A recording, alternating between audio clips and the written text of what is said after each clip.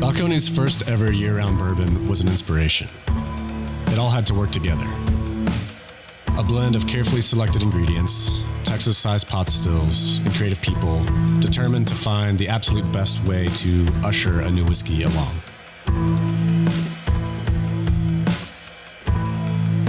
When you discover how it pairs with a meaningful moment, suddenly the feeling of drinking great whiskey becomes a whole lot more.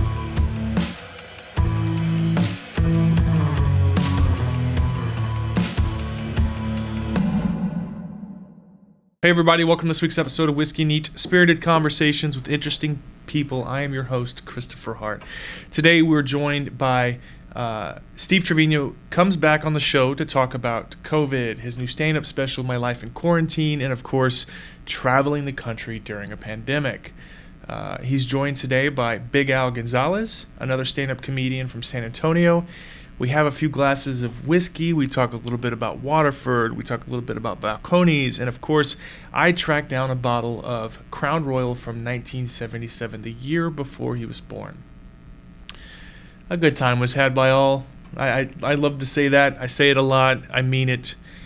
This week's episode is, of course, brought to you by Waterford Single Farm Irish Whiskies.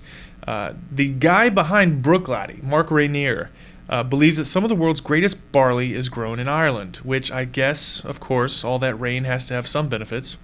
But Mark's Waterford Distillery has created single-farm Irish single malt whiskies, showcasing barley flavors derived from individual Irish farms and harvests. Obviously, the discussion around terroir is a hotly debated one in whiskey. Waterford does everything they can to flat out prove it. On the back of every bottle is a terroir code. The cool thing, something I've never heard in the whiskey world, is a terroir code, a separate code for each edition covering the 3 T's: terroir, transparency, and traceability. Traceability is very important because each bottle will tell you where the product came from, where the barley came from, tell you everything you can possibly want to know about an Irish whiskey, on where it comes from, and it is something I've never seen before. Glassrev.com/Waterford will tell you where to buy all 3 single farm origin USA exclusive expressions of Waterford here in the US. And listen, I don't rep stuff I don't care for. Waterford has been fantastic. We drank it on the show. I've loved it. I've loved every inch of it. It's been absolutely delicious. It is by far the most sound and pure argument for terroir and whiskey, and it's great to see it coming out of Ireland, a country that is often forgotten. Check it out, Waterford Irish Whiskey at glassrev.com/Waterford. Cheers.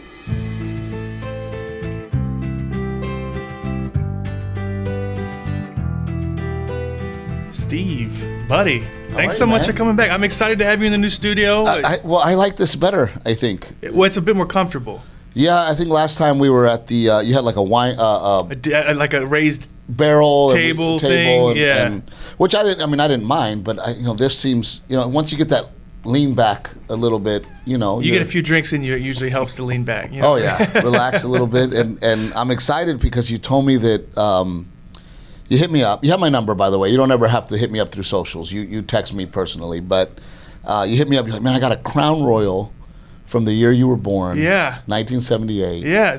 Well, this is because I wouldn't have come here if you were going to give me that bullshit rum from 1920, from the Prohibition era. You're like, yeah, it's Trevino's here. Let's give him this bullshit. So, yeah, I do. One of the things I like to do is I like to try to find birthier bottles for guests that I enjoy drinking with. Right. The last time you guys came through, and I mean this with every ounce of my heart, my wife and I could not have had a better time at a stand-up show, and we go to all of them. Oh, that's great, man. And hands down, we talked about it after. We got to hang out with you guys in the green room. Timmy showed us his trick. He did. Well, Are you still invited? No, my wife said she had a great time. The wife, my wife is like, no more Timmy tricks. Yeah. She's like, you got to stop. And I'm like, but it's so funny. Like, it's a guy thing. It's definitely. Still haven't seen it. I still haven't seen it. He's got a video on his phone that'll change your life. Yeah. For those but you didn't see it live. I didn't see it live. No. Okay. He was very respectful of that. See, honey, we're not doing it live. We have it on a video, and we make an announcement. right? Only the person that wants to see it can see it. We sign off. Get consent. That's correct. You know. Got to get consent. It NDAs. was 2020. For those who don't know, you know that song, Do Your Ears Hang Low? Do They Wobble To and Fro? Can you tie them in a knot? Can you tie them in a bow? Well, Timmy, Steve's road manager, can tie a different part of his body, other than his ears, in a knot. And, So I meet Timmy, and I'm sorry to interrupt you, but go ahead. I'm a nobody comic. I had just started headlining, and all this is truly a dream. I know that there's, and it's weird to me that some comics, I feel like they belong here. I've never felt that. Sure. I've never felt like, oh, I belong on headlining comedy clubs, and I belong, producing specials, and I've never felt that. I still don't feel that. So I'm a nobody headliner, and I'm just happy to be there. And I'm in Indianapolis, and this guy Timmy is behind the bar, and I'm like, hey man, where are we going? Where? And he goes, I kind of took him off guard. He goes, wait a minute, you want to party with me? And I go, yeah. He goes, comics never want to hang out with us. And I'm like, well, I don't think I'm a comic. You know what I mean? Like, let's go. He goes, you don't want to party with me. And I go, no, I do want to party with you. So he goes, well, I am a Indianapolis professional rugby player, and I hang out at the rugby bar. I go, okay, well, let's go to the rugby bar. Sure. So we walk into this place, and it's called, shout out to Connor's Pub. We go to Connor's Pub. We get there, and people are fighting and wrestling on the floor, beating the hell out of each other. I walk in. Timmy's friend, Kirkendall, who I'm still friends with to this day, walks up to me, slaps me in the face. I slap him back, and he goes, this guy can stay, right? So we're partying. We're having a good time. I mean, when you talk about shotgun bar, right? You know what a shotgun bar is, right? Where it's everyone's shooting stuff? It's narrow. No. It's narrow. It's long. I see. Door on one side, Door on door the out other the side. back, straight Sure. back. Bars down the middle. They call it shotgun houses, shotgun bars, Sure. because you can shoot. I just thought of 6 bars in Houston that would qualify, but I never heard the term. Yeah. Yeah. So you can shoot a shotgun and it goes straight all the through. way through. Sure. Right. That's why it's called a shotgun bar. So, a little bar, we're partying, and then all of a sudden, these young college kids, and I wouldn't say young because we were young back then. That was 20 years ago. These college kids walk in, and yuppie kind of kids, Sure. and Guys in cardigans. And yeah, beards, you can picture them, right? So, and they're like, "Ooh, this seems retro," right? Sure. And so then Tim goes, "Well, I got to kick him out," and I'm like, "Why do you got to kick him out?" And he's like, "Well, I got a special thing I do to see if they really want to be in this bar."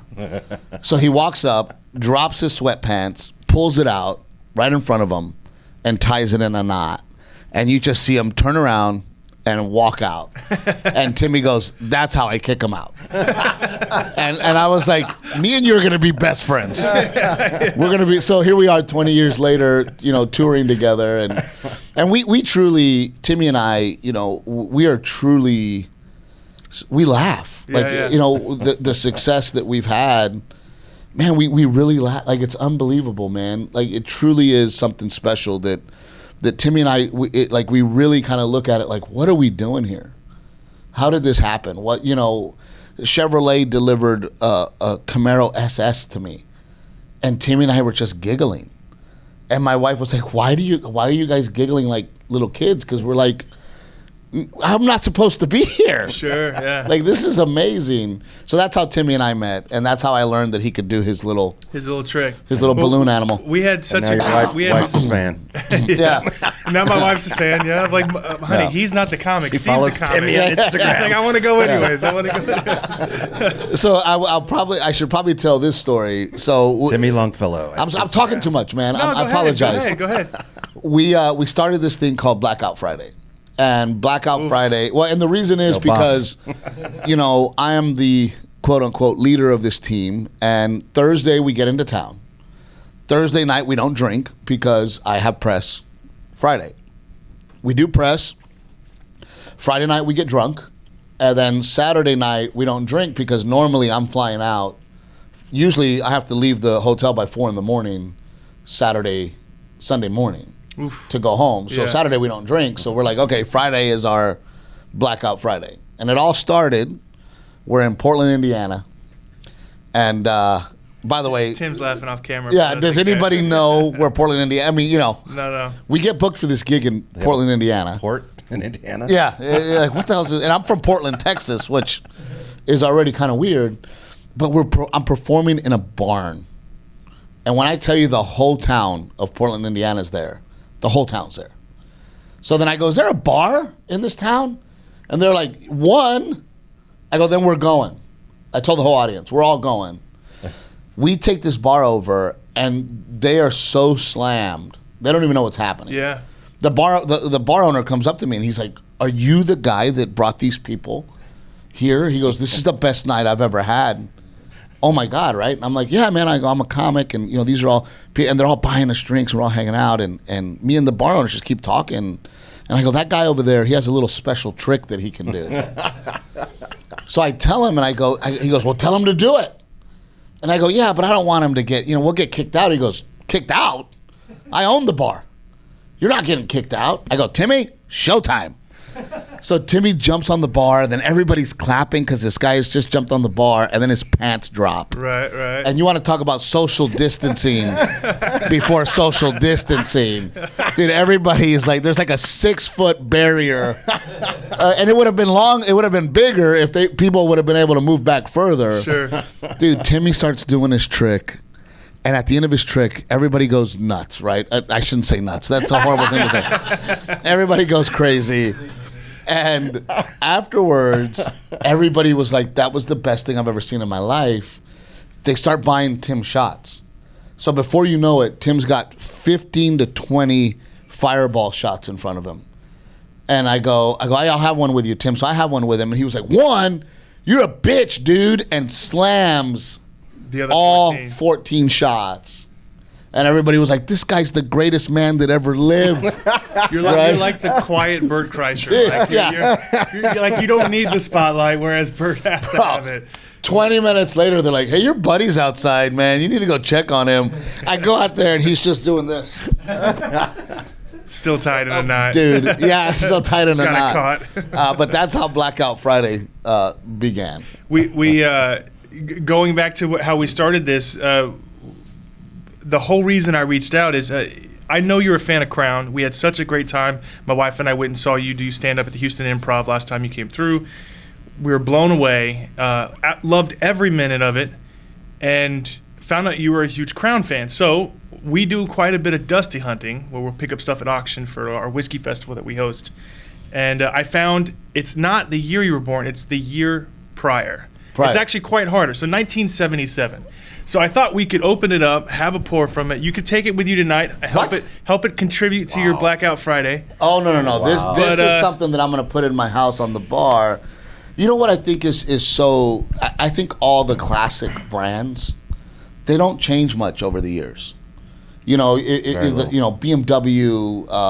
Mercedes, the change is very little. I mean, you're looking at this bottle, and it pretty much looks like the bottle of today. They've been doing the bag for a while. Same bag. Isn't that crazy? So what's that, 53 years ago? Yeah. 40, is that right? 43 years ago. 43 years ago. Damn, dude, this guy's making me 53. Sorry. But it is just really cool to look at this bottle and go, man, this bottle hasn't changed much. No, not much. Because had I found this bottle somewhere, I wouldn't be able to tell what year it was unless I read the label. But and Crown for me is one of those things where maybe we talked about it last time, but I'm a diehard American. I'm proud to be an American citizen. Is that why your favorite whiskey's Canadian? Well, so I was like, I should get into Jack, right? Because Tennessee, the South, right? Blah blah blah, and I just can't, man. No. Yeah. And then the funny part is, a friend of mine goes, "Oh, you're a Crown guy?" I go, "Yeah," because I drink Crown on the rocks. And he goes, "Well, I drink Jack, man. Jack and ginger ale."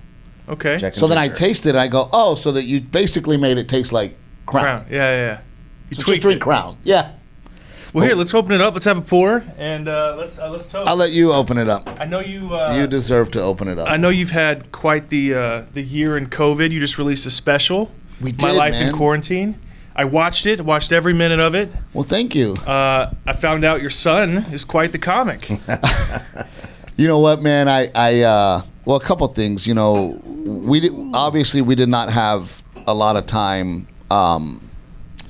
to prepare for that special. You know, I was not on stage, and normally I would do.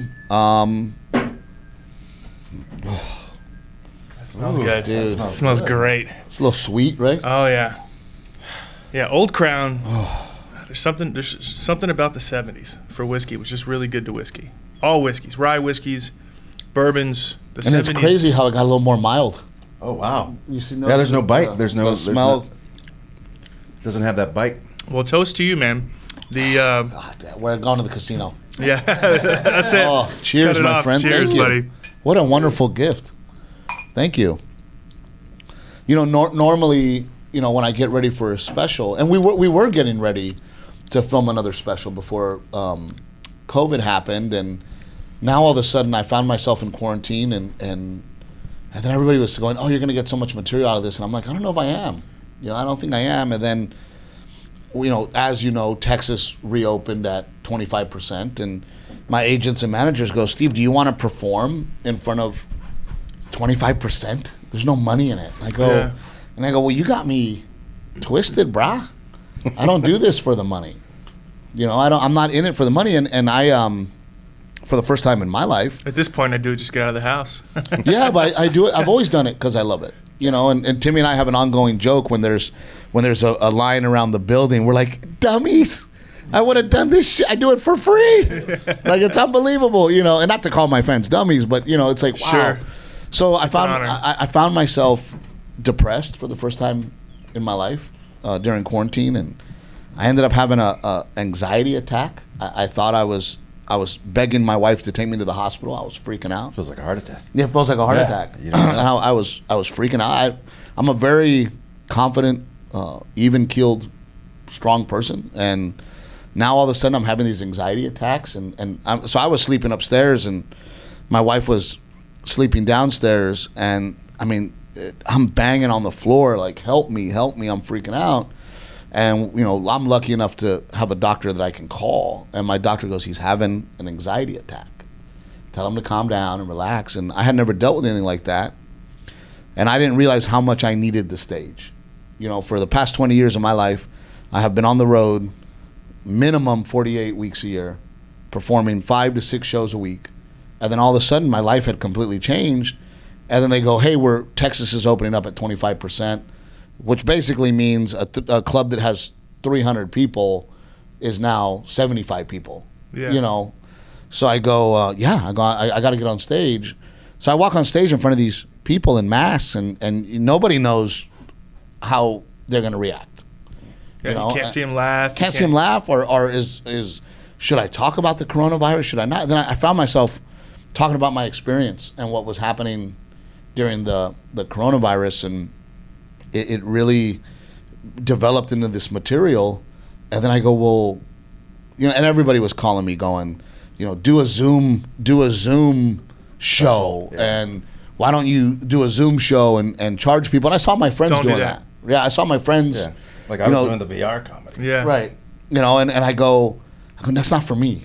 You know, so the VR, I have a little bit more positive outlook on that. The Zoom thing in general can be a bit tough. Yeah, with this VR, it's immersive. Right. There's an actual audience. Yeah, you're in there. The immersive thing is going to be the key. Yeah. Right. Whereas Zoom is just flat screen. So, you know, here I was. The best thing to happen, sorry to interrupt, the best thing to happen comedy-wise with Zoom is that the guy from the New Yorker who was caught jerking off. Oh, my God. Yeah, that's the best thing about Zoom. That's the best comedy. Because that's when I jerk off, you know. I mean, what are you going to do? You can't Zoom beat that. meeting, let me rub one out. So then, you know, I was trying to be creative too, how to earn income, because, you know, I don't do it for the money. However, it is what pays my bills and puts a roof over our head. And, you know, my stand-up has become more and more about my family and my wife and my kid and everything that I go through. So I go, all right. And then my son, he started doing stand-up. Killing it. Dude, Killed it at 5, right? No, he started doing that at 3? He was 3 years old, but man. He performed on this last quarantine special. He was special. 4. 4. He was 4. Crazy. And great job too. Man, my kid would have been petrified. Timing. Oh, bro, especially that first joke where he's like, "Oh, you guys want to hear me tell the pizza joke?" Yeah. And you could see him wait. He's waiting for his beats. And then boom. And I was like, oh, I was watching your reaction. I was watching Renee's reaction. It's such a trip, man, because I don't want him in this business. This is one of the most dishonest, shitty businesses. Everybody is fake. It's a very sad business, and I don't want my son in this business, but I also don't want to discourage him from being a confident kid and wanting to do what I do, so I don't ever want people to think, oh, Steve's turning his family into a circus, right? Well, that's not the case at all. My son wants to be on stage. That guy will hear a joke on TV and he'll go, Dad, I got one for my show, so he wants to be up there. So my thing was, well, why don't we produce this special? Let's be responsible about it. Let's do the Texas guidelines. Let's make sure everybody's wearing masks, and let's film it ourselves and see what happens. It was great. I watched it. That's what we did. I purchased it. You can check out his special at stevetrevino.com. I bought it. I watched it. I loved it. From your son, 4 or 5 years old, right around the same age as my oldest. Yeah, my son just turned 5. My youngest daughter. Yeah, my youngest daughter Nora's 5. And I'm watching him deliver these great one-liners in his tuxedo. And I'm thinking my daughter would not have that confidence. And between you and your wife, Renee with an A, you guys, it's a family thing. You guys are all pretty comfortable on stage. Well, my wife. What people don't know is my wife went off to NYU. She was the best actor in the state of Texas. She went to NYU on an acting scholarship. So she is trained as an actor and a performer, so we're all performers. And that was another thing that was very important to me, was to show America this Mexican American family that is like you. Hollywood and the industry wants to always show us as these migrant workers, dishwalkers, taco truck owners, gardeners. I think you talked about that on Bert's show from last year, where you talked about, I think it was Fluffy was the first network show? George Lopez, got a show, and then... But it's been him and George, basically it for the past 30 years. I mean, look how, people don't understand, man, and I got so much flack from people when I was talking about that on Bert's podcast, and people were like, oh my God, how about just be talented? And oh my God, you're bringing up the race card. And it's like, no. Yeah. No. There's nobody going to stop me from working hard. And I have been. And you're doing great. I'm doing great. And I'm successful. And I am very talented. And I keep working. However, the numbers don't lie. I mean, last year, Latinos made up, I think it was like 0.3% of on-screen talent. And of that 3%, we only made 1% of speaking roles. Yeah. Yet we're 20-something% of the population overall. Yeah. And when I went on auditions, and I go on auditions, it's a constant. Where's the Mexican, and where's the struggle, and are your parents from Mexico? You know what I mean? And can I just be from Texas? Yeah, can I just be a comedian who happens both to our be, parents, they're blue collar people. They don't do stuff like the stereotypical thing. They're not first. You're not second generation. No, we're like several generations here. Yeah. Well, his dad is a Marine. He became a Marine. I was a Marine. But speaking of which, I'm such a jerk. 20 minutes in, we haven't introduced your guest to your right here. This is Big Al Gonzales. How you doing? Big Al and I met in California. San Francisco. And he was deep into the comedy scene in the Bay. And then when I moved to Texas, right around the same time. You moved back, I moved too. And then Al moved to Texas, so we reconnected here. And now we tour together, and it's been a real pleasure touring with Big Al. Really funny guy, talented dude. And I encourage people to follow him. Absolutely. You have an Instagram shout out? The Big Al Gonzales. The Big Al Gonzales. Yeah, with an S at the end. I don't know why they call him Big Al. It's the Corona 40. Yeah. Not the same kind of big as Timmy, but they were kind of big. Yeah, they were kind of big. This quarantine's been rough. I lost 20, then gained it back. Oh man, it was rough, man, and I had to find a way to be creative. So that's why we did the special. And I've always had the in my life, and I think it comes from my dad, is that you can't be a taker, right, without giving. You know, a lot of people just take, and I want to make sure I give. So part of the proceeds of this special that we're going straight to the fan with is goes to the veterans. Awesome. So we're doing a portion of the proceeds. And then I felt horrible because somebody hit me up, and not many people, but somebody hit me up and they go, man, Steve, $20. You know, that's a lot. And I go, you don't understand, man. The distributor takes a percentage. Sure. And the producers took a percentage. The credit card processing. The credit card processing takes a percentage. And I'm giving money to the veterans. And by the time it's all said and done, me and my wife really aren't making $5. You know, we're making about $7, you know, out of the 20. So, Right. you know, so people realize that, man, I wish I could give it away for free, and someday we probably will. You know, Sure. it'll probably be on the net. But if you want to support a good cause and help me pay my bills, because, you know, it's been a struggle for me and most talent, and I feel like with all this coronavirus, we don't get brought up.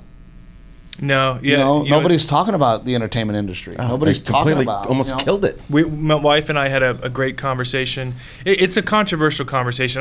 Me and Brandon might have discussed this as well, but one of the industries that has been overwhelmingly supported has been the bar industry. Right. Bartenders, waitresses, let's support them, let's tip heavier, but there's a whole slew of people who just are out of luck, out of luck, that no one's talking about. That I was furloughed for 6 months from my Right. day job. Nobody was giving me tips and stuff. Yeah. you Well, know?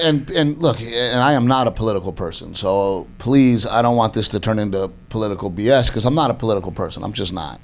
But, you know, when you have the suicide rate at the rate that it has become, we need entertainment. You know, we need to be able to zone out of life and laugh and be entertained. And if you're into horrors, to watch that, go to that movie and be able to watch a movie and have a bucket of popcorn and Ooh, I've missed it. Escapism. you know, I miss Yeah. it. Yeah, Escapism. That's what Yeah. this is. This is escapism. You know. Speaking Yeah, of which, you want another pour? I saw you checking out the eyes. What is this?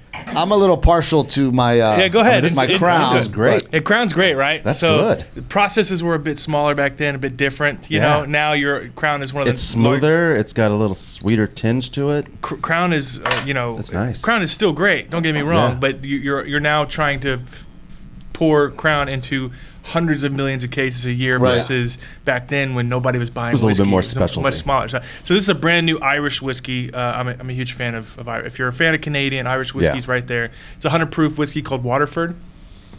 Oh man, Al's gonna be wasted by the time. I want to drink it like the white folks do. Okay. like that. Don't shortchange me, bro. don't mix it, right? Yeah. Have as much as you want. I know Steve. Yeah, go ahead. Steve's a fan of the Crown, so I gave you the. And, you know, and for me, man, I can't drink beer anymore. I don't know if you still can. I still love it. Man, Yeah. I can't. You know, I drink a beer and you know, Timmy's a IPA guy.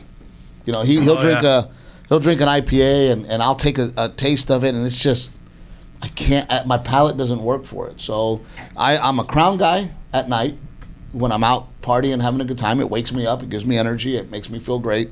And then when I'm chilling with the wife, you know, I'm a wine guy. Oh yeah. You know, Merlot.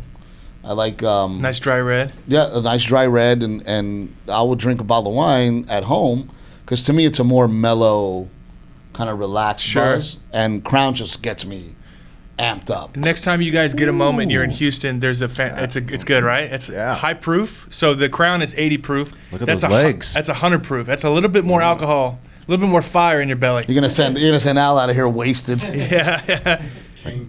Yeah, the guys who came came. They sent me the picture. They were in the show last buddy. night.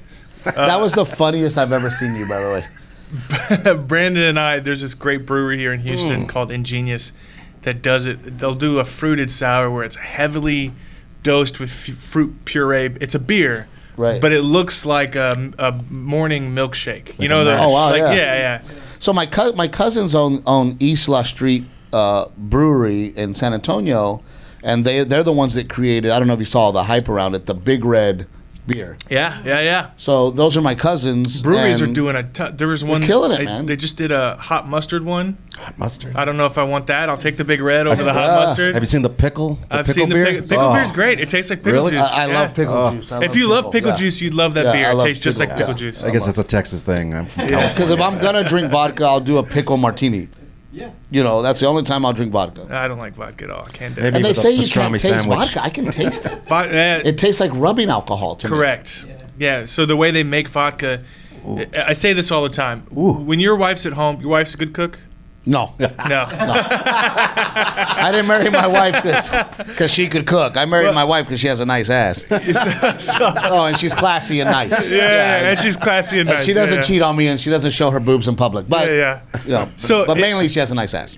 You like steak, though. I'll tell you.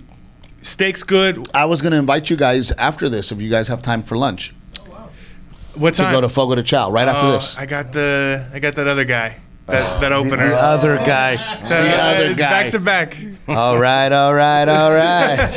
I guess you got the guy. I appreciate it. I really do. There's actually a couple places in town. Last time Brennan came through, we took him and Brian out. Oh, I bet you did. Yeah, I bet you did take him out. Well, Yeah. Hey, You're like, Trevino, I got another guy, buddy. You're on your own. Go have fun. I grabbed that crown from overseas. I had to get it No, shipped. no, I'll it's- show you the tracking. I went out of my way because I love Steve Trevino. I love Steve Trevino. No, but I'm not a selfish person. But inside of me, I was like, I hope he lets me have it. Yes, of I course. hope I get to take it. Like I hope I get to take it. Of course, it's absolutely delicious whiskey. It is, and I go a little extra mile because I'm telling you, we had such a great time at your show. I enjoyed having. You're fun to drink with, above all else. Oh man, I appreciate. You're fun to drink with. I'll tell you a funny story. The other day, my dad and my uncle are both Crown drinkers, right?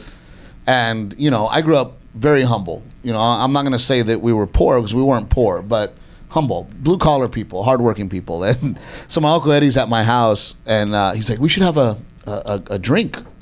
And I go, "Yeah." I go. I know you drink Crown. He's like, "You don't have to get the expensive stuff."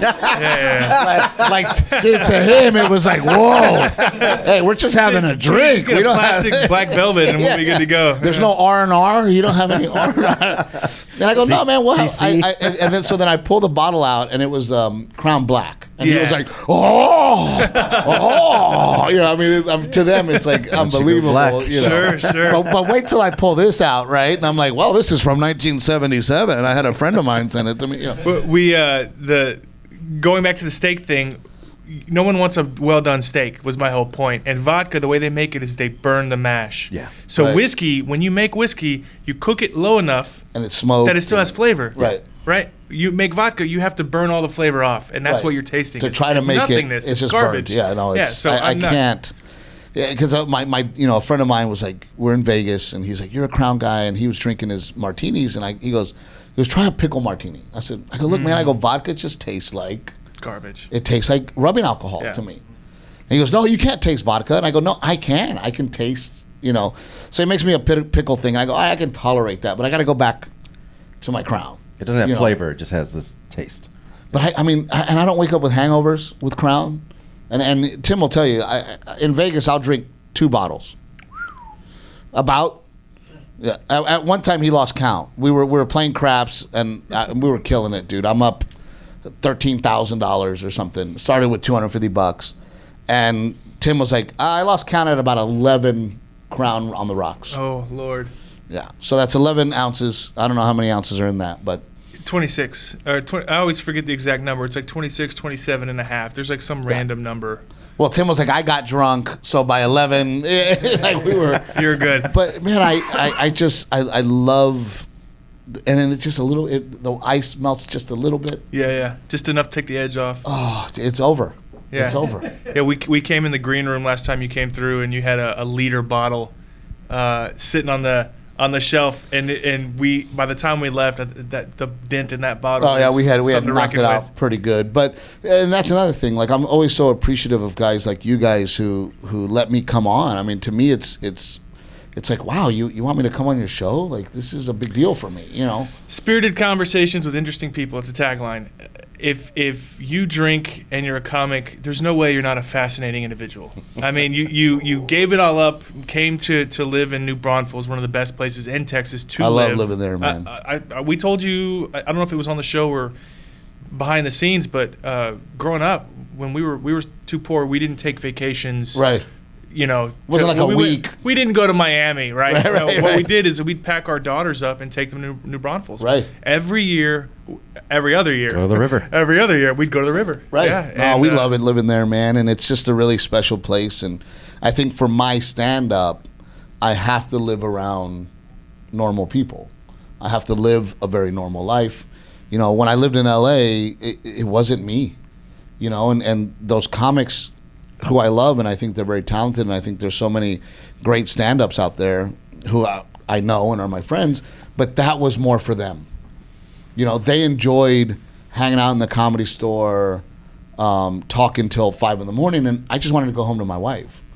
I wanted to do my set, hang out, and go home to my wife and raise my kid. And not that those guys aren't those people, and some of them they're not that anymore, right? The mass exodus, it's gone, man. Everybody's left. So for me, and the way that I do my stand-up, networking like all the time. It's constant all networking. Just networking. They're looking over people's shoulders at all times. They're talking to you, and then when they're looking they're talking to you, but they're looking past you, right?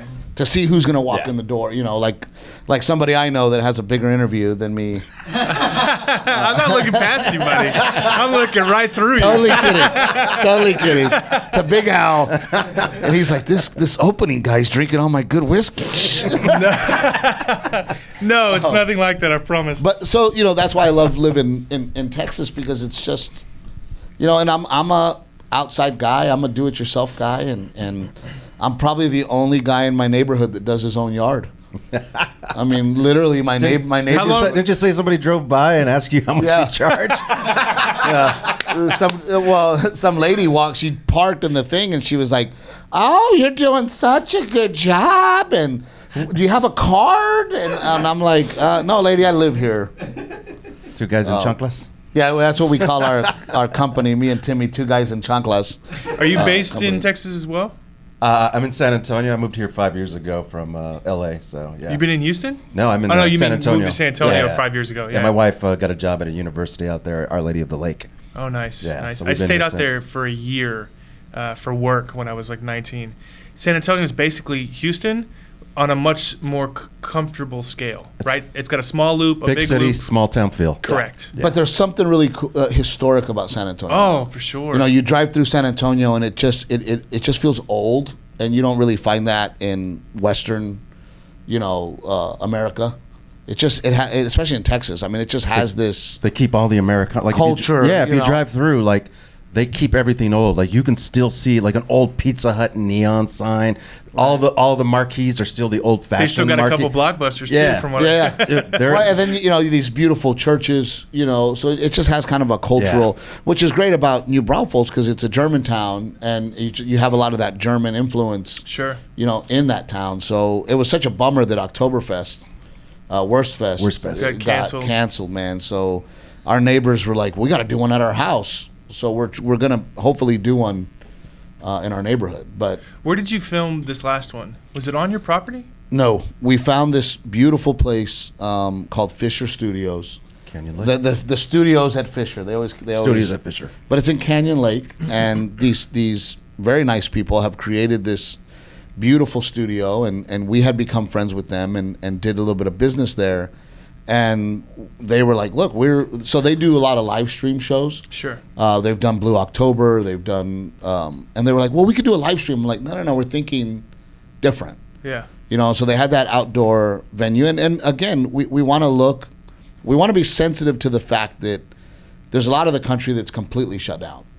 And even though Texas has relaxed their quarantine rules, we still wanted to make sure that when people watch it, they don't go, well, what's going on over there? Is Steve being irresponsible? And it's like, well, no, I'm following the state guidelines, but we still, as you know, once you sit down, you don't have to wear a mask in Texas, but we asked them to. Yeah, everybody's kept it on the entire time. Yeah, there was a lot of cuts. Everybody you was could spaced. see everybody clearly spaced, and it was interesting. So from a production standpoint, you can see the camera was low enough to where it looked like they were more crowded, but actually you'd see it cut, and there's actually everyone's spaced. Everybody's and everyone's wearing their masks. Yeah, and it's outdoors. And it's outdoors. So we wanted to be as responsible as possible because I also don't want to encourage irresponsibility. I think that I think that this is a very real thing that's happening to us, and Bizarre thing too. And I think that we have to be responsible and smart. So I didn't want to put a bad message out there. And again, it's not political. It's how I feel. Sure. It has nothing to do with politics. And I think it's very sad that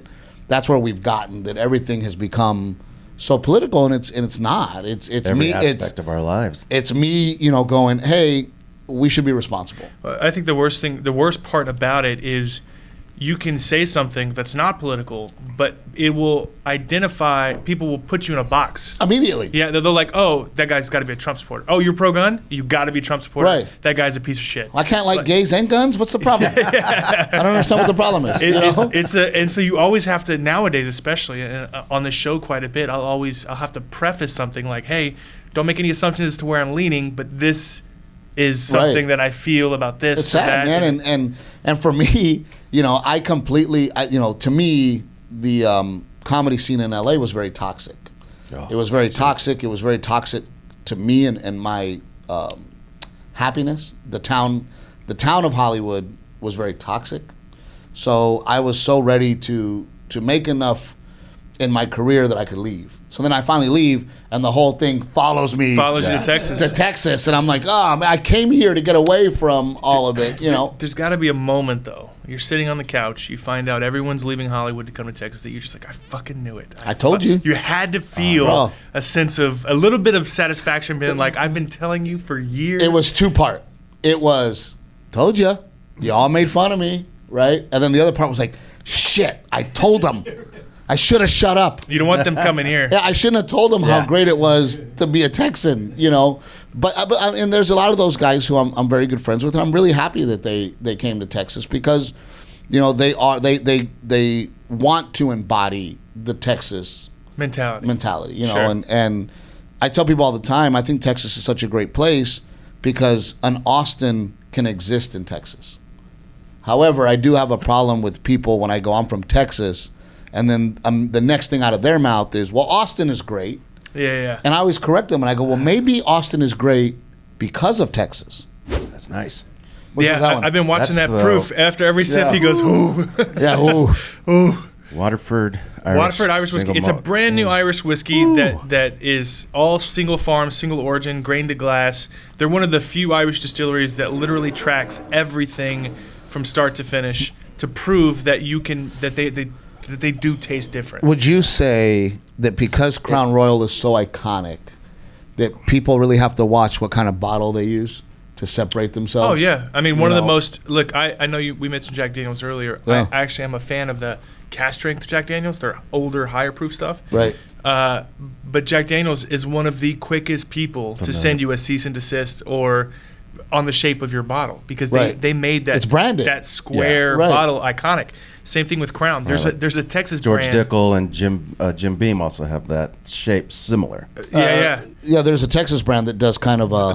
It's called Texas Crown, and they got some into some discussion over should you be calling it Texas Crown? Texas Crown, sure. So speaking of Texas whiskeys, I actually have two more things I want to try you on before we go. I will try a Texas one, yep. So this is Balcones. It's I know one of the Balcones. oldest distilleries. Yep. Yeah. They do something that's not actually whiskey. It's kind of a mix of brandy, rum, and whiskey. It's made with Texas wildflower honey, mission figs, and turbinado sugar. It's pretty cool. So it's going to be a bit sweeter. It's also going to be a bit hotter in terms of proof. It's 61%.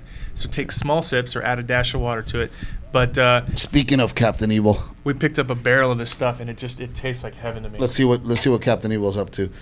Hey, honey, you're on a radio show. What's going on? Whiskey neat. Oh my goodness, nothing important. I'll let you go. Okay, well, everybody here is big fans of yours, and we side with you. We side with you. HR. Oh, love it. That's all you got, dude. I love when she. That's right. They want to be on the right side, baby. I always love when she's on. Like, she's so nice to me on our podcast. Sure. We're on the radio. She's like, "Oh, hey, just having a great day here. Love ya." Shut your mouth. Bye. Bye. Woo. Yeah. So I'd add a little bit of water to it, or take a. Did you pour me one? Oh no. Yeah, I'll try the Balcones. So where is this one out of? Out of Waco. I know it's Love Texas. Waco. Out of Waco. Not, hey, whoa, guy. Halfway between here and Do here. we have another one? Yep. halfway between Austin and Dallas is a little town called Waco. I'm sure you're familiar with Yeah, it. we just played Waco. That's enough. It's one of the oldest distilleries in Texas. So I think we got into it last time. So there was a trade agreement with whiskey, right? With bourbon, actually all of It doesn't have to be made in bourbon anymore, right? Well, And it doesn't have to be made in Canada. no. So all of your things that are protected through territorial names like tequila, mezcal, Scotch. all of those things are protected through trade agreements, meaning Canada promises they won't let anyone sell bourbon if it wasn't made in America. We promise that we won't let anyone sell something called tequila unless it comes from Mexico. Gotcha. So the NAFTA agreement is a big one of those, but trade agreements protect it. Texas whiskey, there's not a trade agreement, but there is an organization here in Texas that will let almost you. Scotchy. It's very it's very rummy, a lot of figs, a lot of grape. And this is one of our favorites. It's got a bite. Ooh. Yeah, so we actually bought the whole barrel. Oh, you can taste the figs. Yeah, we went The aftertaste, you can taste the figs. to the distillery and picked out a barrel of it. Somebody told me one time that taste deep. Dr. Pepper has fig. Oh, really? It's prune. Prune. It's prune. So once somebody told me that, Dr. Pepper was ruined for me. You Because taste all I prunes could now. taste is the prunes. I never thought about that. Yeah. That reminds me, my Well, you need to shit, have a Dr. Pepper. my mom was obsessed with Jean-Claude Van Damme. Yeah. And growing Who can up, blame her? I mean, well, if you look at him in all of his movies, and once you see it, you can't unsee it. But he has a giant lump in the side of his head that you see in all of his films, and you don't notice it until someone points it out. And now every time That's you all you see look him, at. he's just got a gigiant, massive lump on the side of his head, and you're like, Dude, how did I not see that? I'll ruin one for you. Vince Vaughn has alien thumbs. What does that mean? Like they look like toes. Ugh. Pull it up. Vince Vaughn's toes? I mean, Vince Vaughn's thumbs? Thumb. Yeah. So Yeah. I would hang out with him from time to time. When I lived in LA.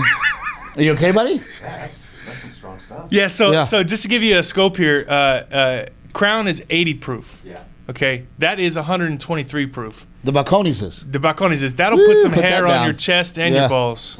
And your huevos. Yeah.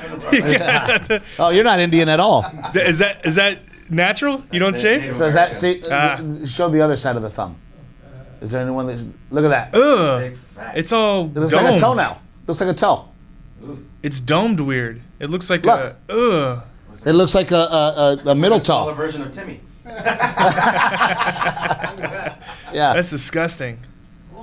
That does look like Yeah, Timmy. it does look like Timmy. Yeah. Especially from a distance. Well, so occasionally I'd get to hang out with Vince Vaughn. He's a really cool guy, really nice guy, and yeah, he's 6'5". But I remember like having a drink with him, and I'm just like, Staring at it. what are those? That's And a then- lot. That's a yeah, lot to take in. And bro. I didn't know it was a thing, and then I was telling somebody, and they're like, "Well, I'll Google it." Well, I guess people caught on to the fact that, and same with Denzel, right? Denzel's got that broken pinky. Look up. You don't know that? You guys don't know that? No. Yeah. We got man Jamie over here with the Google search. Oh shit. That's a lot. Is that real? Yeah. When I'm one of these guys that when I watch movies, I notice Look up Van Damme's forehead. I notice some continuity things, right? I'm always Yeah. noticing like, oh, that that lock was down, right? That side of him. So in Man on Fire, It says dented forehead. Look right there. holy crap, dude! You don't notice it when you're watching movies, but when you start to see it in everything. I was a good fighter. Were you? Were you? We had Dolph Lundgren on the show, Really? and we were talking about. I was like, who out of all of those action stars, who do you not want to drink with? He's like, don't drink with Van Damme. He's a mess. He's a mess. He's an angry mess. Yeah, that dent has haunted Oh my, me. that's crazy. 20 years later. You got to play Drago yesterday on the Oh yeah, on the VR, I felt I'm not used to feeling tall, Sure. but I'm like looking over the dude, and I'm like, this feels great. Like, Yeah. And so it automatically, I guess, will adjust your height. I never thought. I guess to that who makes you're sense. Yeah. to who you're playing, right? So I was playing as Ivan Drago. If he dies, he dies. Yeah. So I'm like looking down on this guy. I'm like, this feels awesome. Is this what people look when they look down at me? Was this what it feels like? He said he was drinking with Stallone. He's like, I need a name for Hollywood. And Stallone tried to sell him on Nick, and he went with Dolph. Oh, so his real name is not Dolph? His real name is not Dolph. He was going to go with Nick Lundgren, and he's like, nah, something's not right. And so he went with Dolph, and it worked. Well, yeah, Dolph works because he's got that whole... Yeah. Nick would have been a bit bizarre. So let's see that. Is that a character? That is hilarious, dude. I'm telling you, see that dent. How mad is he when he sits down on the Santa Monica Pier and he's like, "You want me to draw you?" And then he shows him that, and he's like, "What the hell, dude? You got to accentuate my." Is there pronounced? Is there any info as to why he's a retard? He was. He was watching. That's it. You're gonna get emails now. That's it. It's over. He was watching Timmy do his trick, and Timmy hit him in the face. Yeah. Timmy let it fly. He says he got it from Chuck Norris's house from sparring. He told that story on Letterman. Oh, I didn't know he ever addressed it. Oh, wow. He got it from Chuck. For those who are listening, that's a made-up story. He got it from Chuck Norris sparring. Like that's a made-up story. Sure. He was drunk. That's a good story. Yeah, he was drunk. He fell down the stairs. He knocked his head open, but then they're like, okay, how do I sound like a real badass? So then he goes, okay, who's the most badass? Chuck Norris. Okay, I was fighting him. I was fighting him. Because nobody else could do this. You were doing the splits in the kitchen, and you fell. That's what really happened. Yeah. Yeah, you were drunk, and you just fell forward, and you landed on... So where are you going to next? I know you got Houston this weekend. You got a few shows left. Man, you know what? We've been so creative because, as you know, comedy clubs are not open in the rest of the country, and for the past I don't know how many years, I'm in Chicago and Florida and California, and we have all these dates that fill my calendar. Well, this year, none of that's open. So, man, I've been doing a lot of ice houses. Yeah, I mean, I call it the Tiny Texas Tour because next week I'm in Beeville, Texas. We did San Angelo. We did Buda. We did Waco. We did, all these non-traditional stand-up venues because, Freiheit, New Braunfels, and Cooper's Barbecue in San Angelo. So just trying to be creative. So we're in Beeville next week, and I'm talking to my agents and managers, and they're like, look, we might have to be creative through first quarter next year. Broadway's not coming back until May of 2021. So yeah, I remember placing bets in March. I think there's no way our country could survive being shut down for 3 months. And we had a trip planned for Scotland in August to go cask hunting. We're gonna go buy some cask for the bottling thing I was telling you about. And come the end of July, United cancels our flights automatically, and I'm like, Jesus Christ, man. Remember you said I was crazy because I said we shut down through September, and you were like, September? No. Yeah. Yeah, well, I remember talking to a musician friend of mine, and he was like, look, man, he's like, I'm just taking the whole year off. Because I'm just planning that the year's gone. And I was like, you're ridiculous. There's no way. And he was like, yeah, the whole year's gone. And here we are. Yeah. But you have to think about these agencies. November. Man, they're sweating me for my commissions. Sure. All of a sudden, I'm a real important client at UTA because, Steve, when are you going to pay us? Like, we need that, because, nobody's working, you think about all the huge touring acts that are in Vegas or anywhere else, and they're not making any money. Worried about the cancel culture, and get out there. And do you think that this is going to open up? Because I know Rogan's talking about buying a place. I know the Cap City closed. So they're talking about launching one. Do you think that by forcing all the comics out of places like not the Ice House, but the Comedy Store, do you think that by going to Georgia, it's going to change comedy? You think it's going to open up more prominent showcases across the nation, or you think it's going to? Austin was kind of already.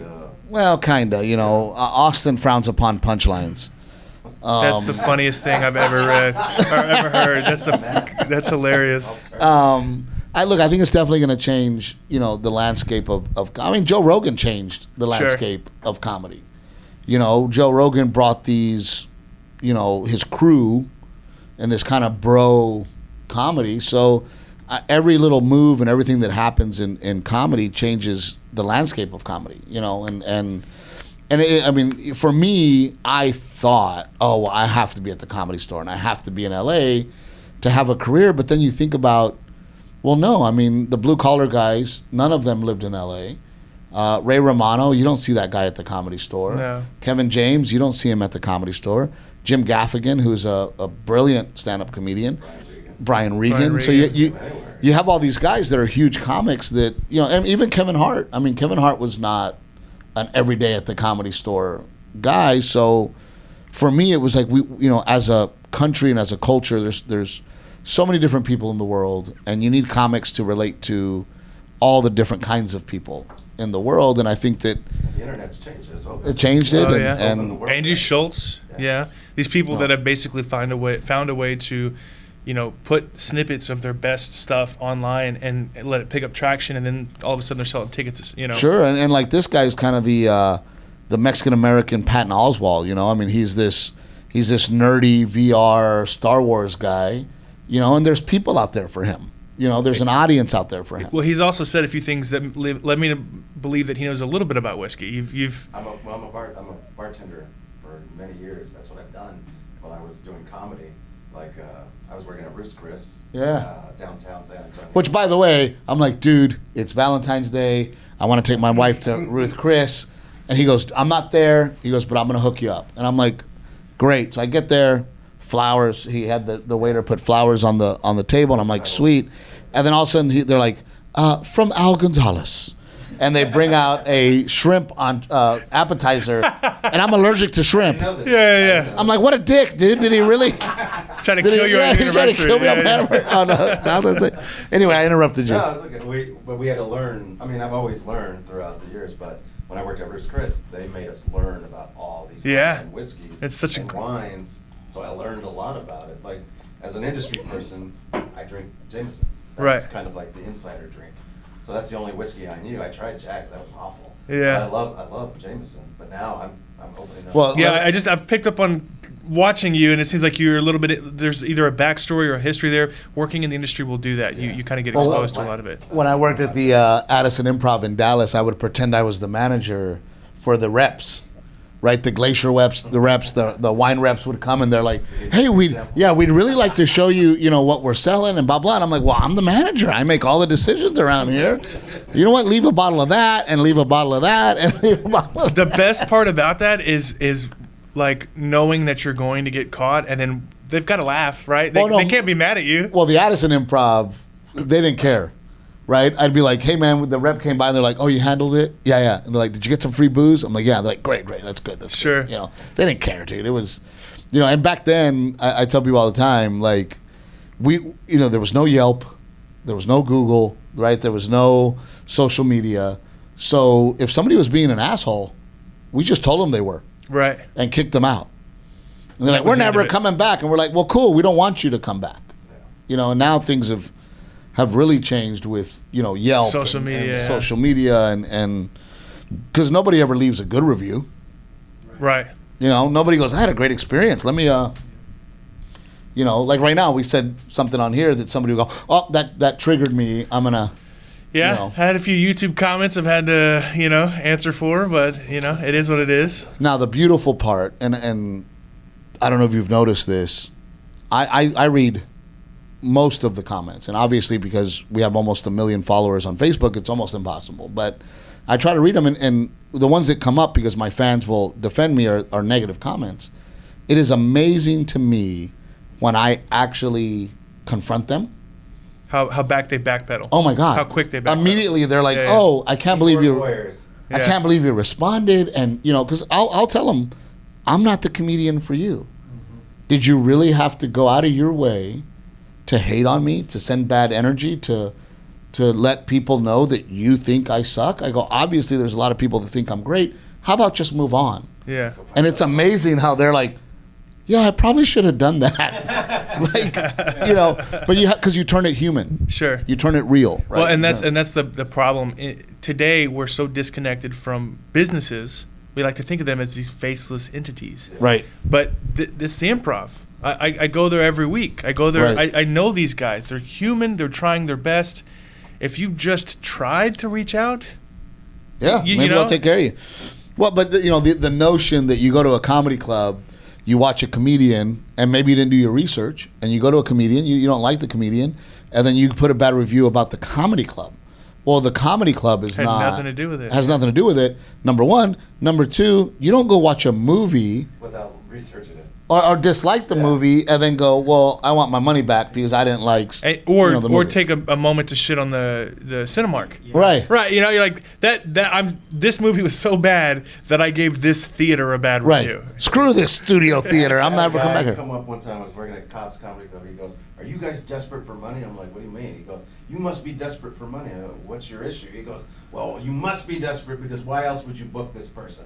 And I'm like, "What do you mean?" It's hard. He's nothing like he was on TV. That's a show, dude. Yeah. That's a show. This is him. This is a comedy Oh, show. is that Jeremy Piven? No, it was Jay Moore.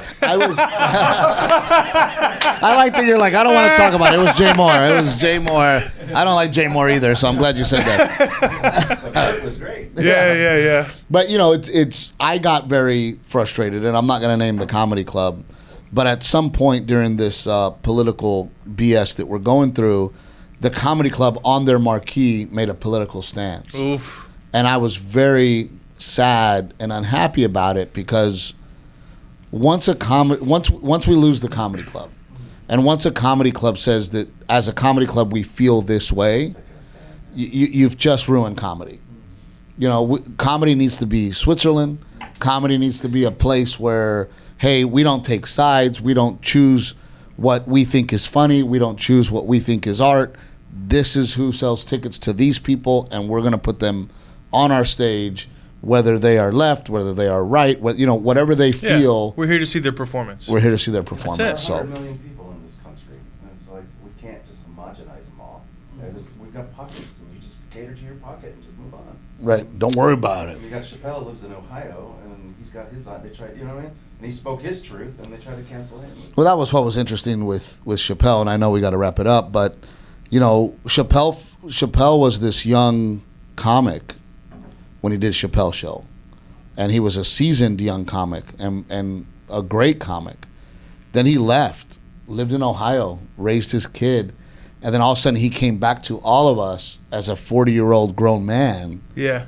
With opinions and things to say, and I think it shocked people, right? Where they were like, "Oh my God, this isn't the silly kid, The pothead from Half Baked. Half Baked. This is a grown man that lives in a swing state who is bringing back what his thoughts are." And it was just one of those moments when he first came back that was like there was an adjustment for the American people, because he is somebody goes, oh, he did, Steve, you should do something like he did with that 8 minutes deal. And I'm like, no. I go, I am just a comedian. Chappelle is more than a comedian at this point. He's transcended comedy. There's an old saying, if you can't be funny, be interesting. Right. And he has a way of captivating you even when he's not telling jokes that you do want to listen to what he's saying. It's hard to pull off. But he's a national voice now. Yeah. It's something like even he does.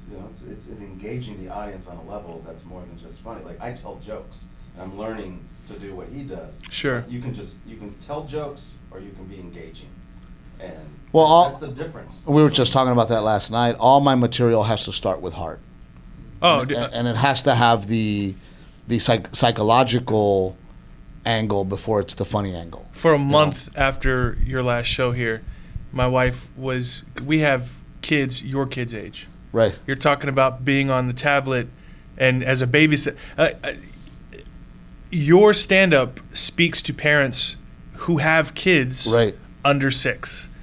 And not all, but, your marriage, your stand-up about being married speaks to anyone who's been with a woman longer than, 5 years or being married, So it's something that I think is the key to success. I mean, Louis C.K., besides that other thing, his jokes about his daughters spoke to me as a father. Right. And child isn't all rainbows and unicorns. Yes. The most interesting for me is when I have that fan that goes, I saw you when you were single, I was single.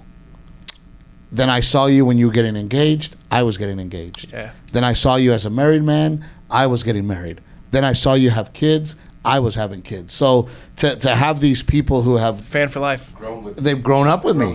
We grew up together, right? So, to me, that's the most interesting thing, and I think that my stand-up is episodes of my life. Right. Grandpa Joe's son on Showtime was before I was married. I was engaged. Then we went to Relatable.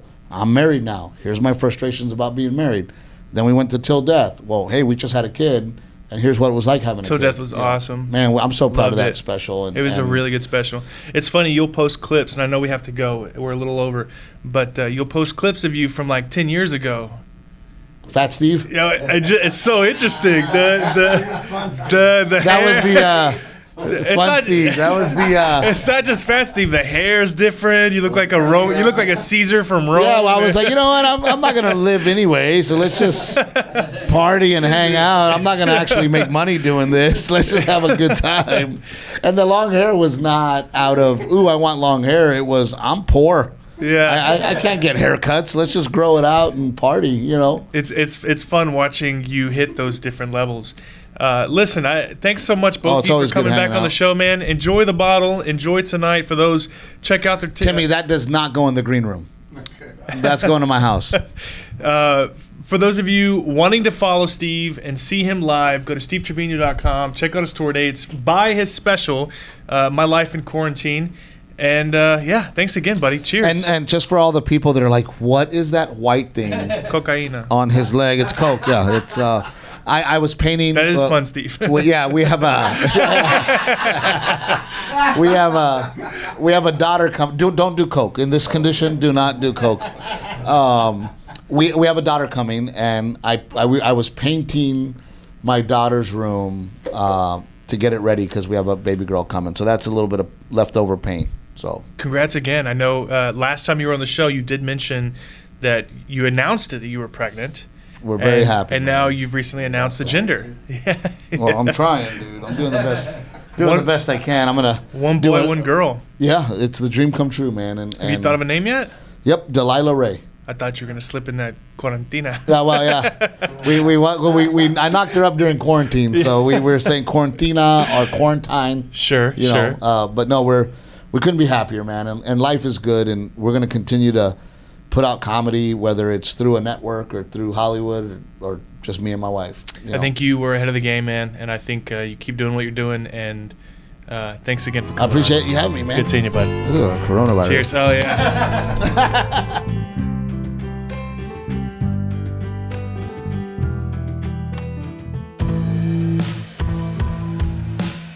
Balcone's first ever year-round bourbon was an inspiration. It all had to work together. A blend of carefully selected ingredients, Texas-sized pot stills, and creative people determined to find the absolute best way to usher a new whiskey along.